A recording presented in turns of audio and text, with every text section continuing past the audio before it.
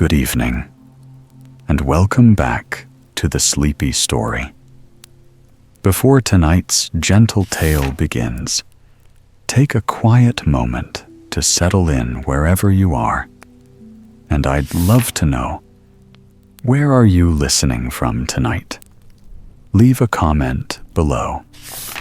It's always soothing to see our little nighttime community around the world. Now, let your breathing slow. Release the day, soften your thoughts, and simply listen.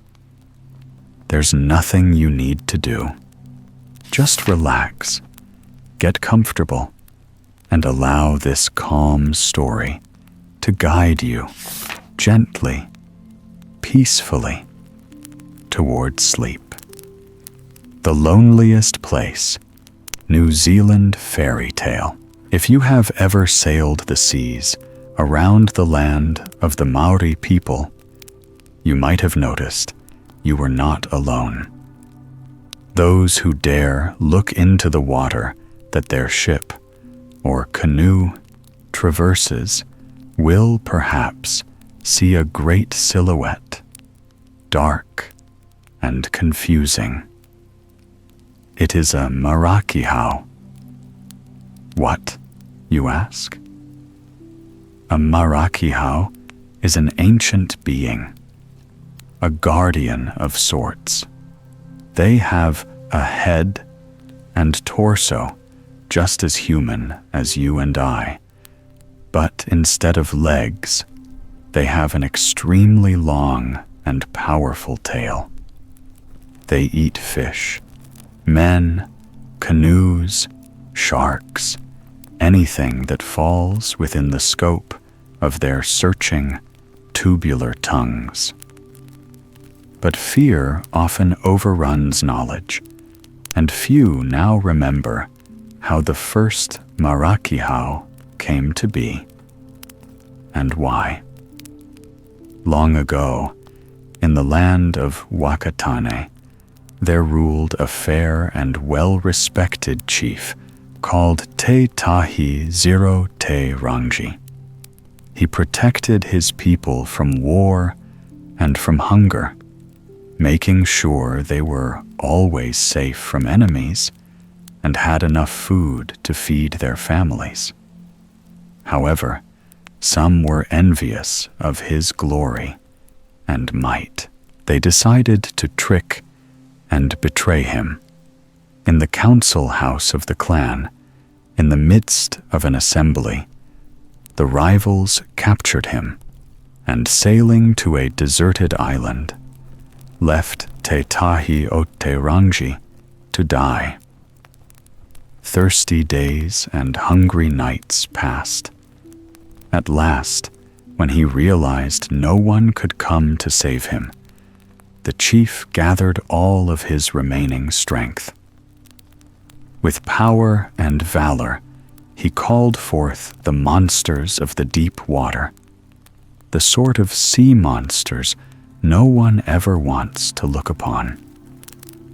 Despite this, what he sought was not vengeance. It was the safe passage. He wanted to go back to his people, to keep protecting them and defending them against the bad men who had tried to murder him. And the sea monsters did the bidding of the good and valiant chief. They took him and restored him to his land and to his people. Seeing this, his enemies escaped. When the people asked Te Tahi Zero Te Rangi why he did not seek revenge, he wisely replied, "They will be punished by their own shame." Te Tahi o Te Rangi ruled his people fairly for many years. After his death, they took his body to the water, and there something marvelous happened. He breathed again and moved again. and his legs turned into the tail and fins of the sea creatures. He and his descendants still roam the southern seas, defending the unprotected and guiding the lost.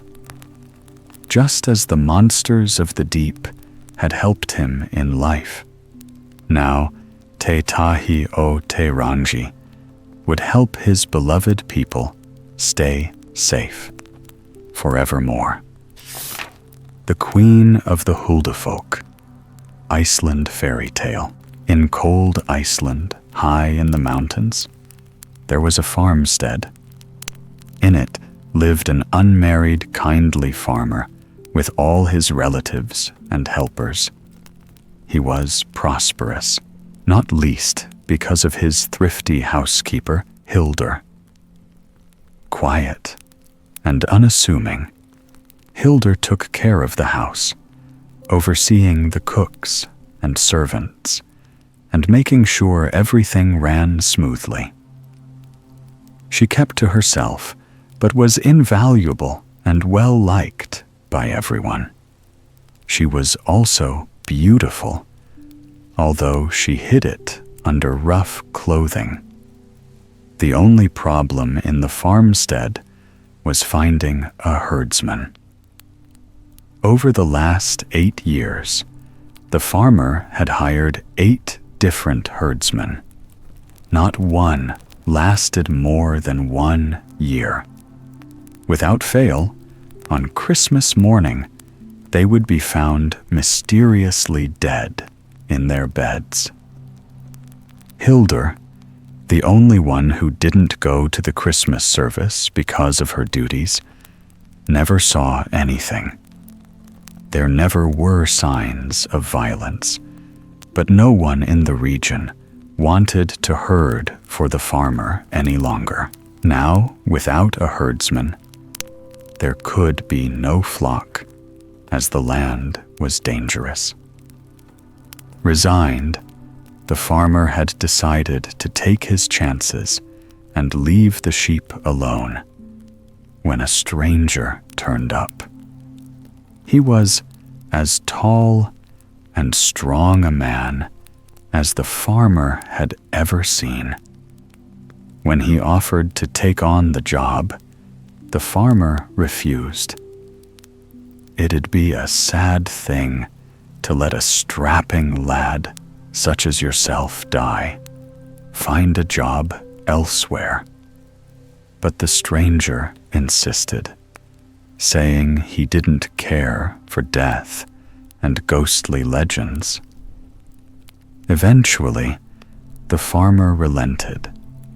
The sheep had a herdsman again. He worked hard, and everyone liked him. On Christmas Eve, as they went to the church service, they were sad and thought the man would not see mourning.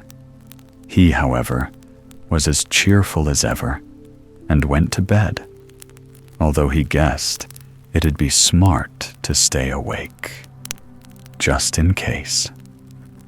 Sure enough, after a while, the herdsman felt an unnatural fatigue stealing over his limbs. He fought against it. No one was going to surprise him.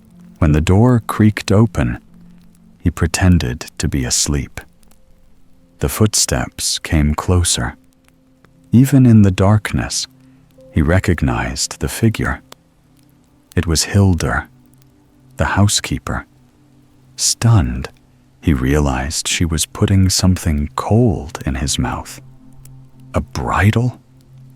He couldn't move of his own will, but remained awake when she led him out of the house, mounted his back like a horse, and took off into the chilly night sky.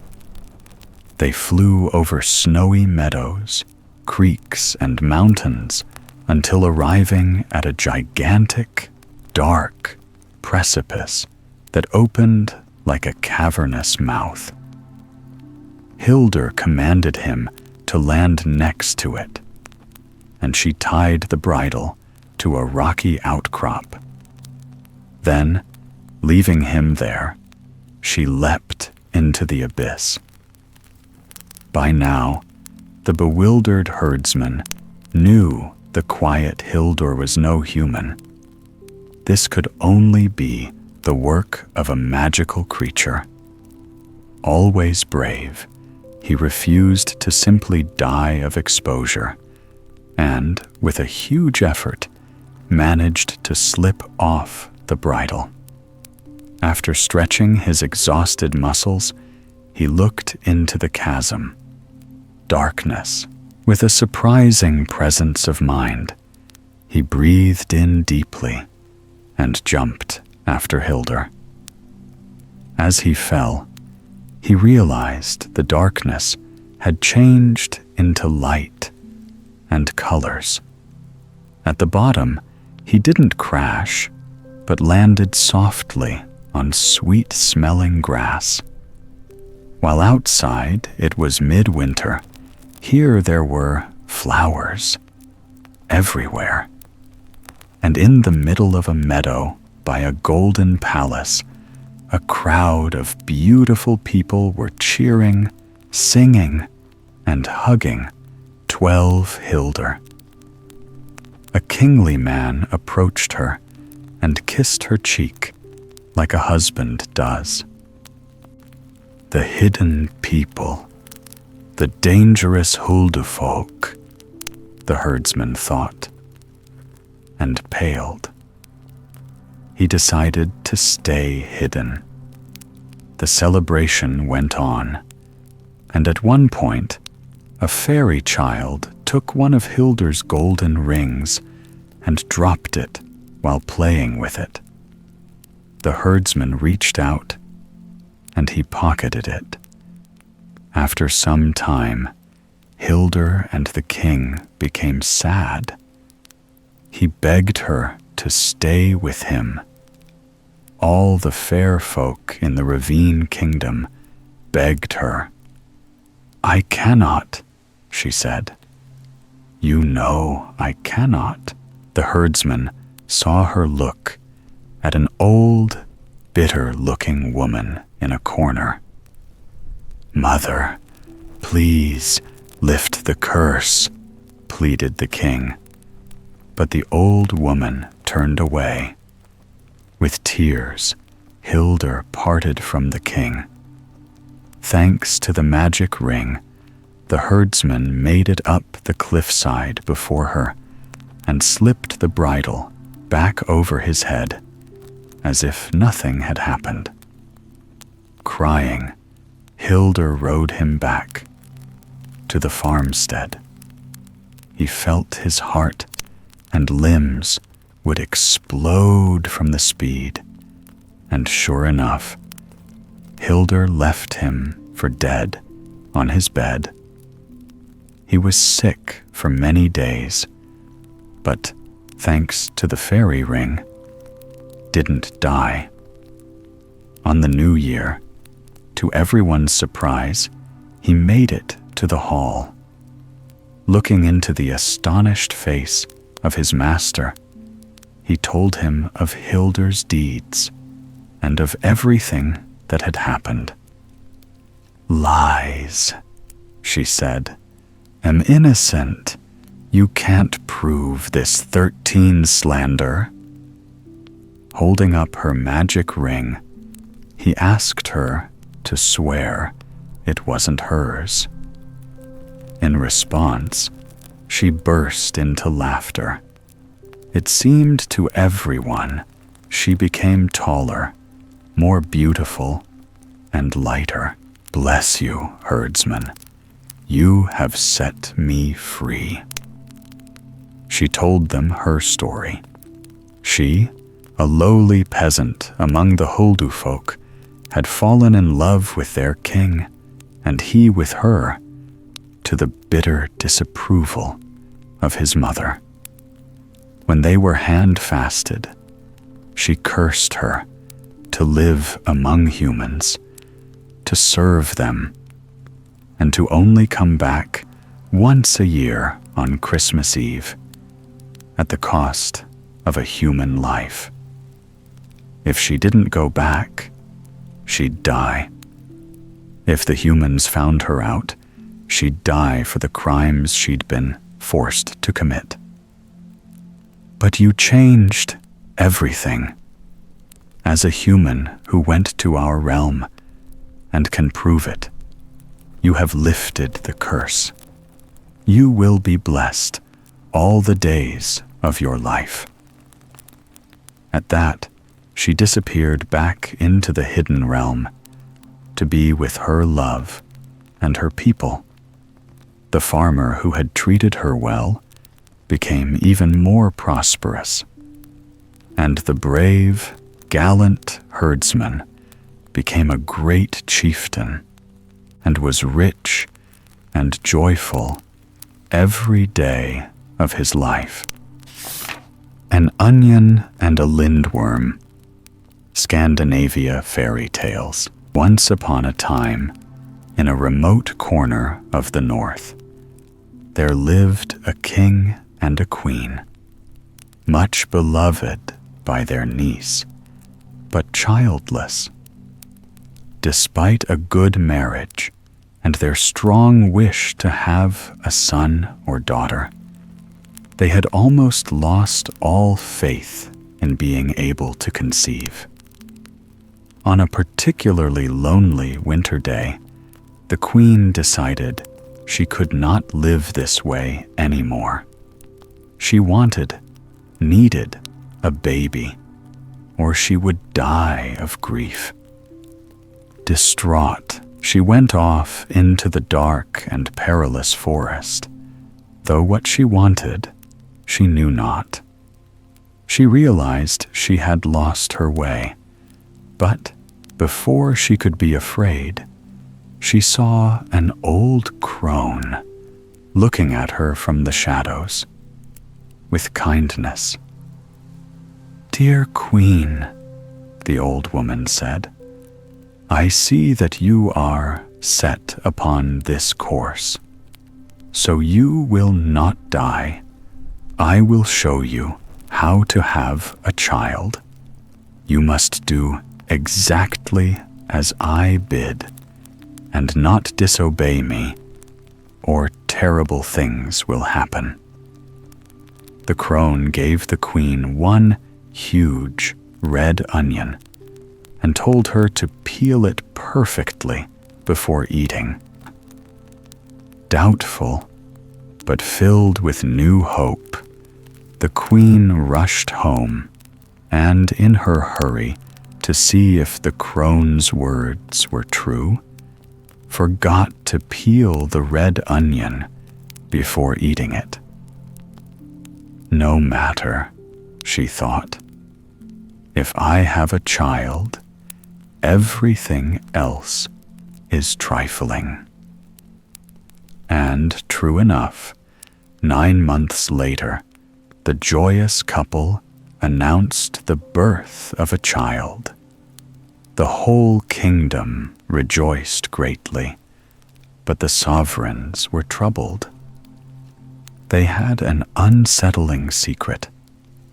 The child that had been born was no child at all. It was covered in red and black scales, had fiery serpent eyes, 2 sharp claws, and a long tail. Fearful for the life of their infant, they built a secure, secluded chamber for him to grow up in. They brought him cattle, and he would eat it raw. He grew and grew into a horrible monster. And it was now clear. The queen, because of her haste and disobedience, had given birth to a lindworm. The lindworm infant became a child, then a youth, and was always alone and friendless. The people were still blissfully unaware of the dreadful, dragonish nature of their prince. So, when the king and queen, uncomfortable but determined to keep the traditions, announced their son was seeking a wife. The nobles and important families were delighted to send their daughters as potential brides. When the maidens arrived in the castle, dressed in all their finery and looking as beautiful as ever, the king would take them to meet the prince, who also said he was keen to be married. However, once they entered the isolated bedchamber of the Lindworm prince, he snatched them up, one by one, and devoured them whole. This happened again and again, and the families had no news of their daughters. No one wanted to send a maiden to the castle anymore, and the Lindworm prince threatened to escape and eat them all by force. Desperate, the royal couple sent far and wide for a new, brave bride. No one came. When all hope was lost, and the prince was about to set out on a course of devastation, there came a piece of news. A young woman, a beautiful but poor shepherdess, had come. She told the worried queen to be still. She had spoken to an old woman who, pleased with her bravery in keeping the sheep, had told her what to do. She was wearing 7 dresses, her whole dowry, all at once, and was carrying a bowl of milk. So she went into the frightful chamber, and when she saw the Lindworm, she didn't flinch. He snarled that she should take off her dress so he could eat her without trouble, and his eyes were fiery slits.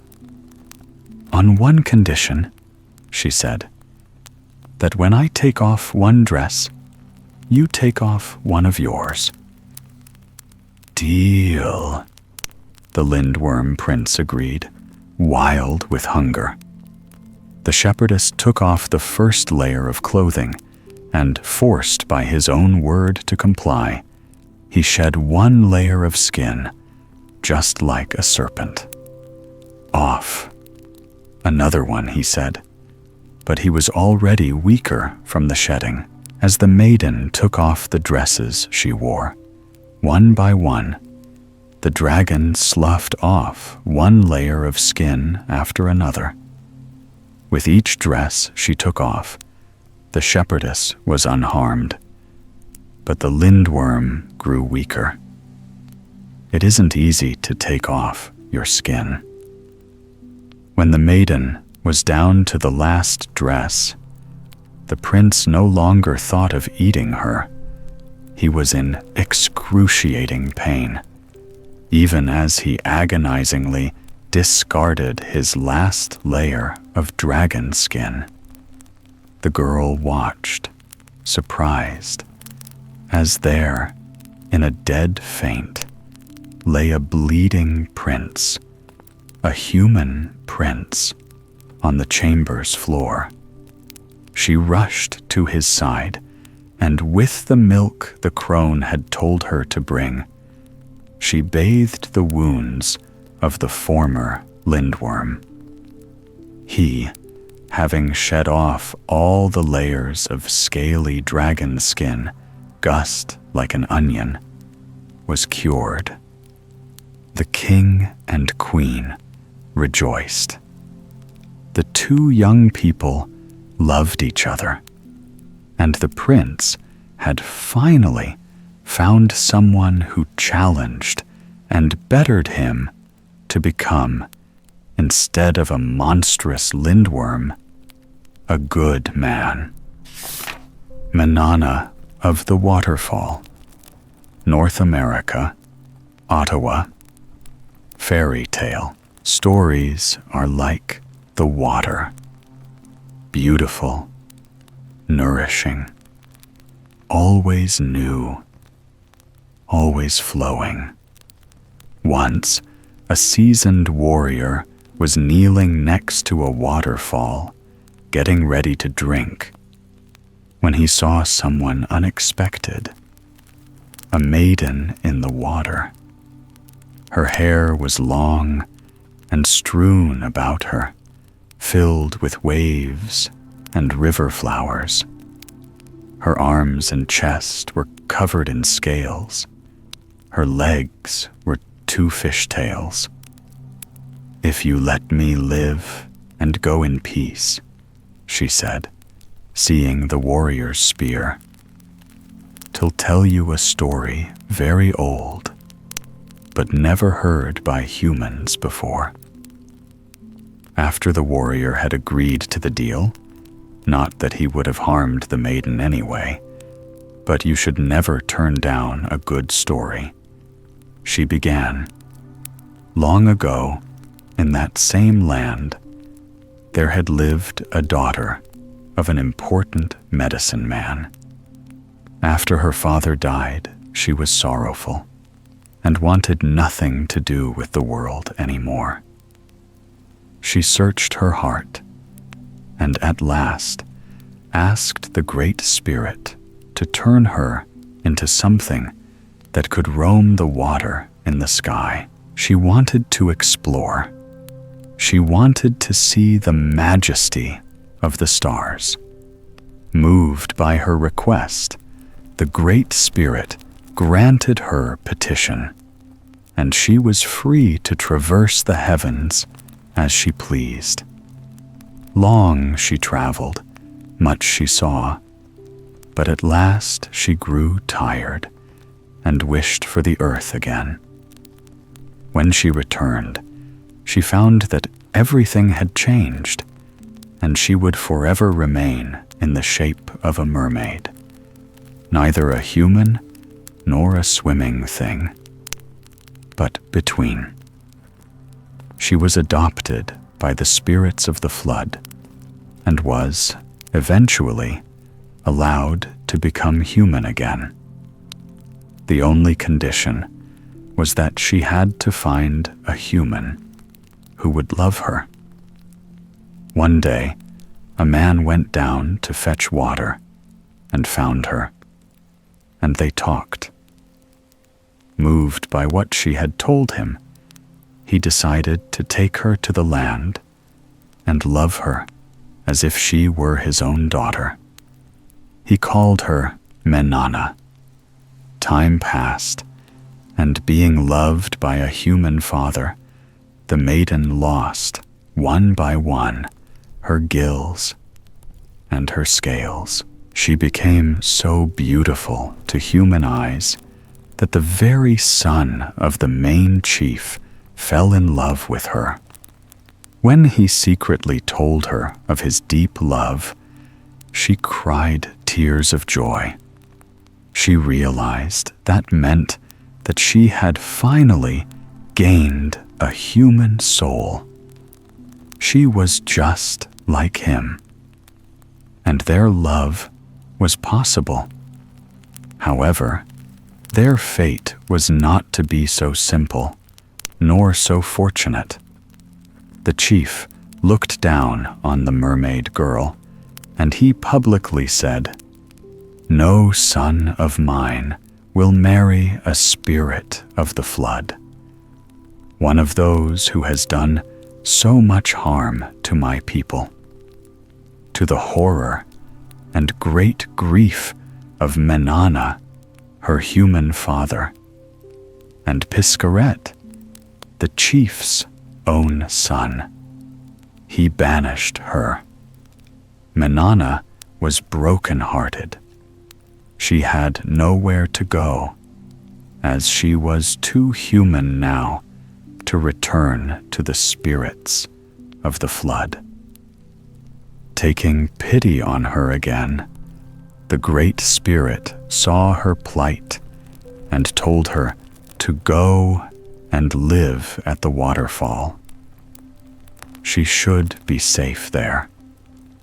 She obeyed with a heavy heart, and thought her love, Piskaret, was lost to her.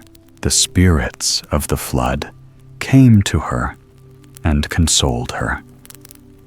Seeing one of their own, for they still thought of her as such, in such a sad state, they waged war on those who had hurt her so. The chief and his tribe. The spirits of the flood waited until all the tribe was on their canoes, sailing downstream to their hunting grounds. Then they attacked. Only a few people escaped, those of them who had been kind to the flood spirit girl. Among them was Piskaret, who, shielded by the arms of his love, Menana, survived. The malicious members of the tribe that had been defeated were turned into eagles, never to be allowed to rest. Menana and Piskaret lived by the waterfall, together with the good people of the tribe and the spirits of the flood, for many years. They loved each other greatly, and from their happy union came I, the mermaid, who is telling you this story. The warrior smiled, stood up, and thanked the mermaid for the tale. His mood was lighter, and his heart was cleansed from all sorrow. This is what water and its inhabitants always do for us. Aminata and the Tokoloshe, South Africa fairy tale. Have you not wondered why wasps have such thin waists?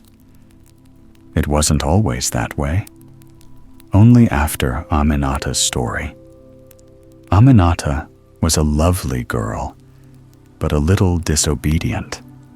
She loved her plants and flowers more than duties and chores. So, when the villagers had to burn the fields, like they did every year, and the king ordered everyone to stay home, Aminata didn't pay attention and went out to water her flowers. Now she knew that when the fields burned, the evil elven Tokoloshes that lived under the earth could come up to hurt people. But Aminata thought they were just an old wives' tales. And besides, a Tokoloshe wouldn't hurt someone as pretty as her. Aminata was planting new flowers and making little holes when none other than a Tokoloshe cropped up with a mean grin. "You'll be my wife, little girl, and I'll make sure you obey me better than you obey your elders." Aminata, of course, wanted none of this nonsense, so she ran away. She soon became tired, fell down, and began to sob. A nearby wasp asked, "Beautiful Aminata, why do you cry?" "The Tokoloshe wants to take me away to be his wife," she wailed. The wasp, always smart, devised a plan. It told Aminata to sit still and not move, not even when the Tokoloshe was close. The girl was, for the first time, quick to do as asked. She sat frozen under the blazing sun, and when the Tokoloshe approached, she didn't move. When he was almost on her, the wily wasp flew down and swallowed the Tokoloshe whole. "Quick," it said, "grab a thread and bind my waist." Aminata did as she was told, and the Tokoloshe was forever trapped inside the wasp. From that day, Aminata paid more attention to the stories her elders told her, and the wasp has the thinnest waist in the world. The Great Master and the Rainbow, Benin fairy tale. Long before man walked on the earth and fished in the streams, before even the oldest of the animal bones lived and breathed, there was nothing. No planets, no starry night sky, no rocks underfoot. Nothing. In the great void, there was only the primeval serpent Damballa, a Loa god of immeasurable power. He was the root from which all the worlds sprouted. How did this happen? Well, Damballa saw that there was nothing around him and did not want it to be so. But there was nothing he could use to create the world. Only Damballa considered his own body, the only thing that existed. He was strong and big and awesome. If anyone had been able to see him, they would have agreed. He could do this. Using the power and incredible length of the 7,000 coils of his body, Damballa curled and stretched and took shape. He danced a serpentine, dragonish dance until everything was the way he wanted. In this way, the great dragon master created the whole cosmos. The stars suspended in the sky, the uncountable planets, the highs and lows of every valley and hill on earth, the bones of every mountain. By shedding his skin, he completed his work. His shining, flowing scales became the water we drink, present in every spring, ocean, and waterfall. After this great task, he was tired and felt lonely. Though he had created the world by himself, he couldn't take care of it on his own. But when the waters I made rose from the ground and fell again as the rain, he saw he was no longer truly alone. He saw her, Aida, Huedo, the green dragon, serpent that is also the rainbow. And she was the beauty. Damballa, happier even than when he'd created the brilliant gems in the core of the earth, took her as a wife. He tasked her, his beloved, with holding up the skies and filling the waters of the earth with the whisper of amazement. Through the ages, the love of Damballa and Aida, Huedo, the two dragons that are the masters of the world, has endured. In every child that is born, we can see the fruits of their love, for mankind sprang out of it. And in every corner of the world, we see and the air we breathe, the two great dragons continue their primeval dance of creation and entrancement. The Paddlers, North America, Passamaquoddy, fairy tale. Once, long ago, in a land where the cold meets the sea, there lived a man, a woman, and their two young daughters. They were happy together and spent their days singing, playing, walking by the lake near their house, and tending the land in peace. The father and mother loved each other as well as both their daughters, and they loved them equally as much. There was only one thing that was not right: the lake. On fair days, it seemed inviting enough, but when the weather grew darker, it sat ominously in the background. It was big enough for there to be crashing waves on nights of storms, and the sorts of hidden currents that like to take people away from the shore and down to unknown fates. It was strange. It was eerie. The man and his wife did not like to think about the lake. Daily, they told their young daughters, "You must not swim in the lake. It is too dangerous," they said. "Please, we don't want you to drown. We love you.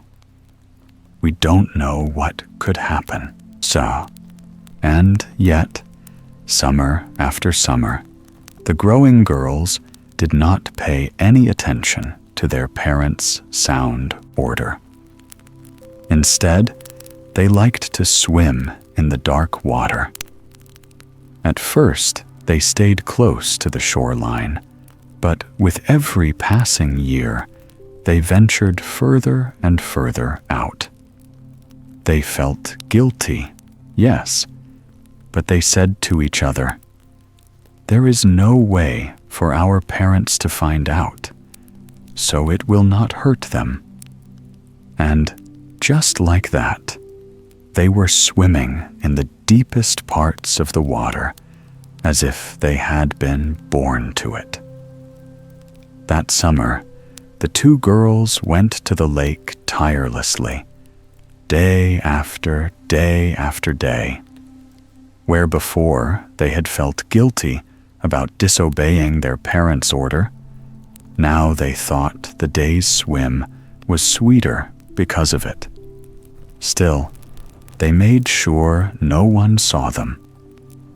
In a deep place in their hearts, though they would not show it to each other, an opaque fear lurked. The parents, at first, did not suspect a thing. They thought their daughters were walking by the forest's eaves, or fishing, or feeding the cattle. But one clear evening, as the two girls took off the day's clothing to go to bed, the mother caught a glimpse of something out of place in one of the shirts. A bit of reed? No, it couldn't be. That would mean the girls were disobeying them. It would mean they were in danger. A cold dread settled in her bones and chilled her. Danger from what? She didn't know, but she was not going to wait to find out the hard way. The very next morning, the mother thought that they would follow their daughters. They would see what they were up to. On that fateful day, the little sisters acted as usual, had their usual breakfast, and as usual, said goodbye to their worried parents with a kiss. They headed out. "The air feels different today," the eldest said. "I wonder what that means," replied the youngest. But a light breeze came, and the lake was already in sight. So they decided to ponder it later. After laying their clothes on the grassy bank, the girls waded, barefoot, into the water. They did not know that it was the last time their toes would touch the earth. From far away, the parents looked on in horror. Their daughters were getting in that dreadful lake. As soon as they could react, they ran towards the water. Alas, the two girls were already too far in. They were swimming and laughing and playing. However, all their merriment turned to fear when they looked towards the bank and saw, among the reeds, the stricken faces of their parents. As if waking from a dream, they immediately turned. The dread in the expressions of their father and mother gave them pause, and their own hearts reflected back at them the fear of the water that they had thought long gone. Hearts now pounding fast, they hurriedly tried to kick their feet beneath the murky surface of the lake, and then, to their horror, they discovered that no matter how hard they tried, they could not do that. With ever-increasing disquiet, they raised their legs to the surface. Legs, however, were nowhere to be found. All the girls and their now weeping parents could see were two long, scaly, twisted fishtails that started at the waist and ended, instead of human feet, in translucent salmon fins. The old man and his wife cried out, "Let us take your clothes and cover your tails." When the girls tried to talk, they found themselves singing in response, "Do not touch them. Leave them there. What will we do? What will we do?" continued the distraught elders. The newly turned mermaids sang melodiously back, "It is our fault, that much is true, but it will not be worse for you. When you go to your canoe, we shall paddle instead of you." And so, from that day onwards, whenever the father and mother went fishing or sailing to visit relatives, the two mermaid daughters helped them. They had more fish than ever before, became very wealthy, and were never parted. In this way, they turned something that seemed most terrible into a blessing.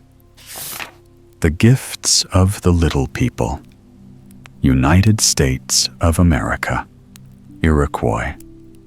Fairy tale. There was a couple who had a little son. They loved each other and their son deeply and fiercely. But life in those days was unpredictable and hard. One day, the boy's mother looked at him very seriously and said, "My son, I feel we might not be with you long, but we love you very much. This is what I want you to know. If you walk with a heart full of good, you don't need to be afraid." As the mother predicted, a sickness took both her and her husband shortly after, and the boy went to live with his aunt and uncle, who hated him. He never had enough to eat. He did all the hard work, and he only wore 34 tattered rags. Making fun of him, they called him Dirty Clothes. Since he had to fend for himself, Dirty Clothes became a mightily skilled hunter. But even though his marksmanship was unerring and his bravery steadfast, he had a kind heart. He never killed animals or hurt living creatures unless he absolutely needed to. Dirty Clothes often hunted by the river, near the rocky cliffside. This was further than any others in the village dared to go, as it was close to where the little people, the much-feared Jogi-O, beat their dread drums in the dead of night. But Dirty Clothes, even with a changed name, remembered his mother's kindly words. If you walk with a heart full of good, you don't need to be afraid. One day, while hunting in the forest, he heard small, odd voices. They were discussing how to best shoot at a squirrel that was nearby. They just couldn't seem to hit it. Taking pity on them, Dirty Clothes hunted the animal for them, and, approaching the voices, he found two tiny people. The Jogi-O, scared but curious, he handed the squirrel to them. "Have this, little brothers," he said, "and these other animals I hunted are yours too. You won't go hungry." The Jogi-O were ecstatic. They'd never seen a human so close before, and certainly none that was so kind. They were grateful, too, and invited him to their BD village with a smile. When Dirty Clothes got into a tiny canoe with them, he was astounded to see that his body shrunk down to fit. And he was even more surprised when the vessel started flying. The wondrous soaring canoe glided into a cave in the cliffside where they gave him food and clothes. There was much singing and celebration, and Dirty Clothes felt happy for the first time in a long, long while. They wanted to thank him for his goodness by teaching him their secret ways and wisdom. And he stayed with them for a short time. Dirty Clothes learned how to tell the birds apart by their sounds, how to grow nourishing squash and corn, and how to find precious strawberries in the summer grass. And, most importantly, the Jogi-O made him learn a new dance to teach his people. Thanks to this dance, the little people would become friends of the humans, and they would dance together and exchange gifts. After 4 days of learning and dancing, 2 of the Jogi-O hunters led the boy back to the human village. When he turned back to say goodbye, they were gone. The village came out to receive him, but he realized they thought him a stranger. "Don't you know me?" he said to his aunt and uncle. "I am Dirty Clothes." "It can't be," they replied, and showed him his reflection. He was a grown man with the most 36 handsome features, the strongest arms, and the most elegant clothing. Dirty Clothes realized his time among the Jogi-O had changed him. The gifts of the little people had been bountiful and generous. He told his story, and eventually they came to believe this authoritative young warrior. The people learned a better way of life, and they learned the dark dance that Dirty Clothes taught them. So every night, when the village gathers to dance around the fire, They can hear the Joge-o dancing along in the distance in newfound harmony with their human friends. Short-tailed old lie, China fairy tale. In the poorest of the southeastern provinces, a farmer's wife, whose name was Li, was in labor. Her husband was out working in the fields, as they were very poor and could not afford to be idle, not even for something as important as birth. The land was dry, desertic, and miserable. It was hard. There was no midwife to help the poor woman push. She had to guess and do everything by herself. But she loved this baby and was determined to do right, whatever it cost. She labored from sunrise until 38 sundown, and with the last terrible push, was exhausted. She felt the baby crawling up to her breast. Odd. Her tired thoughts couldn't focus on why that was strange, though. As she felt the baby start to suckle, sharp teeth, she dozed off. That was how the husband, returning from the field, found them. His wife, lying spent on the bed, and an odd, serpentine shape attached at her breast. He was horrified. That ugly thing could not be his baby, full of dread, fear for his wife's life, and sinister thoughts. The farmer grabbed a spade that was in the corner and swung it at the little serpent. A screech, a severed tail.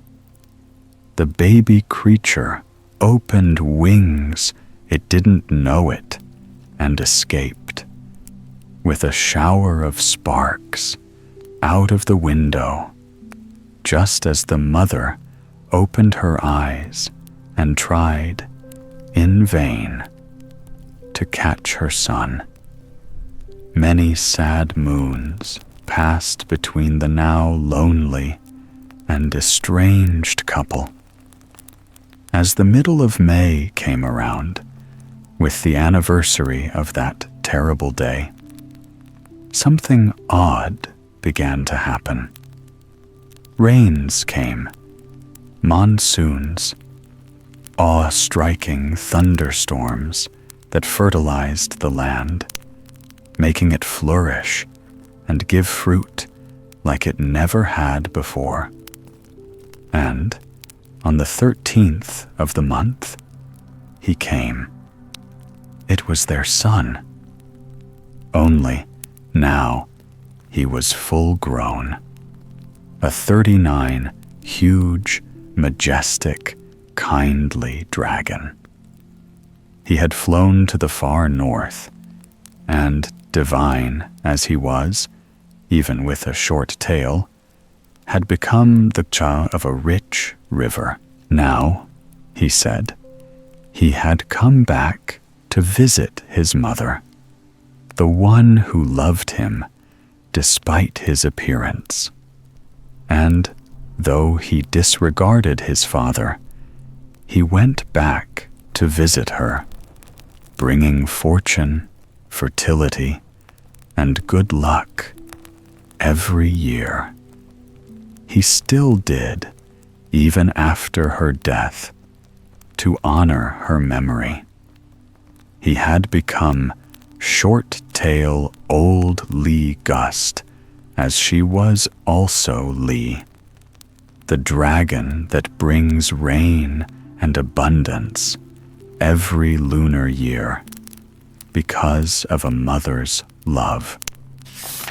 For the cause of a bridge. Thailand fairy tale. Hanuman, a king of great power and renown, wanted to build a bridge over a calm, flowing stretch of water. He needed to get to the other side without pause, as he needed to rescue Sita, the wife of his dear friend, who had been kidnapped.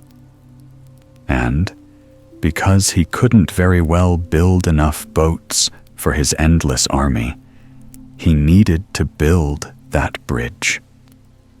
The problem was that, try as they might, the workers could not lay the foundations of the pass without them crumbling. Time after time, they laid stone upon stone, and time after time, what they built came crashing down. It was a disaster. Sita was still with her captors, in grave peril, and time was slipping away from between Hanuman's fingers, like the sand of the bank he stood on, looking on the proceedings with increasing desperation. When he could no longer stand the delay, the king instructed his soldiers to discover what was wrong with the riverbed. They needed this bridge, and it could no longer wait. Many men went down into the water, but none returned. Something was very, very bad. Day after day, the same thing happened. He would order a number of soldiers, accomplished swimmers, all of them, to dive into the water. Not one of them came out. Hanuman's numbers were now dwindling as fast as his time. At last, the king decided he would go himself.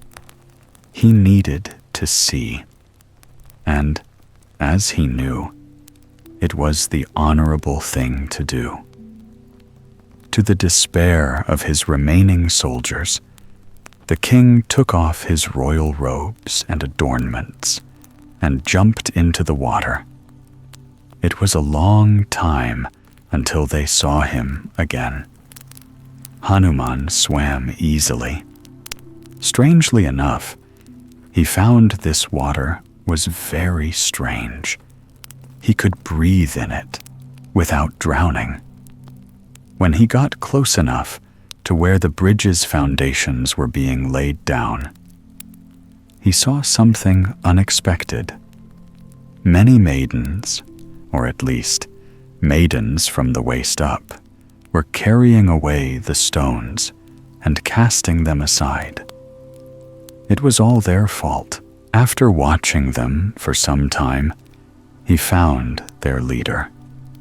She was a marvelous creature with radiant, pearly skin, long hair like the softest reed, and a tail like a magical fish. He would have admired her if she had not been directing the rest of the water maidens to ruin his precious bridge. He had to stop her. However, when he tried to approach her, the mermaid saw him, and quick as Hakshning, shifted aside and kept ordering the destruction of the stones. They danced like this for a while, but as the hours went by, Hanuman found himself more and more captivated by the creature. He no longer cared about bridges or kidnapped wives. He started to woo her, and, to his immense surprise and joy, she responded in kind. Realizing his Suvanamaka, for intentions such was her, had given changed name, approached the king and introduced herself. "I am the Queen of the Sea," she said, "and you are invading my domain." Hanuman finally understood, but no longer caring, replied, "Suvanamaka, O courteous queen, forgive me. I no longer wish to trouble you, but rather to go to your palace and there dwell with you in peace." Smiling, the mermaid queen guided the way. When they arrived, fascinated by each other's presence, in the great hall, the king wondered at the view. Among many joyful mermaids were all of his lost men. There, in the Sea Queen's palace, they feasted long. There were songs and tales, and a strange, watery dance. King Hanuman and Queen Suvanamaka had, as it happens, fallen deeply in love. However, after a season of happiness, a shadow of doubt entered the king's mind. He had left his people. He had left his kingdom unprotected and his mission incomplete. His beloved queen saw this and, not without sorrow, said, "My beloved, I see you are unhappy. I have grown to love you and would loathe to part, but I cannot keep you from what your heart wishes to do." And because of their great love, Hanuman was able to build the bridge over the Sea Queen's domain and depart to fulfill his mission with sorrow in his heart. In the end, he and his soldiers arrived at the far land where Sita was, still a prisoner. With many great deeds of arms, they rescued her and brought her back to her own land and people. Many poets sang great songs about the valor and the glory of King Hanuman. The king himself, though, could not find rest. Parting from his beloved had broken his heart, and though he still cared about his people greatly, he found he could no longer live among them for long. His heart longed for the sea. Finally, after many years, it was done. The king left the kingdom to his only son, and traveling far, reached the shore. It is said that there, where water meets the land, King Hanuman and Queen Suvanamaka met again, and, like the noblest spirits among us, chose love. What became of their fate after that, we do not know. The Birch Lady, Czech Republic fairy tale, Betushka, was always singing. She was the only daughter of a poor widow and had to work all day to help her mother. She wore old dresses and spent her days spinning the wool and tending the goats in the meadow. Even so, Betushka was always happy. She loved to sing and dance, but had to work too much. One day, the girl took the goats to a pasture by the riverside, where there was a cluster of birch trees to shield her from the summer sun. She spun and spun the yarn, but when she lifted her eyes, she could see the birches swaying, dancing in the breeze. Betushka tried to focus. Dancing meant she couldn't finish her work before nighttime. At midday, she heard a voice that sounded like water. I've seen you dance. Come dance with me." She turned, and standing there was a beautiful lady, clad all in silver. She smiled at Betushka, and the girl couldn't say no. She danced with the lady, hand in hand. Birds and silver leaves twirled around them. A melodious tune rose from the earth. A moment later, the lady parted from her, smiled, and was gone. Betushka rubbed her eyes. The sun was dangerously low, and she hadn't finished her work. Her mother would be so cross. She didn't sing as she walked the goats home, so her mother asked if she was ill. "No," she said, but felt guilty and mentioned nothing about the lady. The next day she thought, "Today I'll double the work, so my poor mother will be happy." At midday, the lady was there again. "I cannot dance today," Eid Betushka. "I must make my mother happy." The lady replied, "You have a good heart. Do not worry about it. Come dance." And dance they did. Out of the corner of her eye, Betushka saw the spindle twirl along with them. Before leaving, the lady said, "Wind the spindle and complain not." It was full. She didn't tell her mother anything, but the old woman eyed her suspiciously. On the third day, Betushka returned to the birches, and at midday the lady appeared, took her by the waist, and spun her around in the most joyful dance.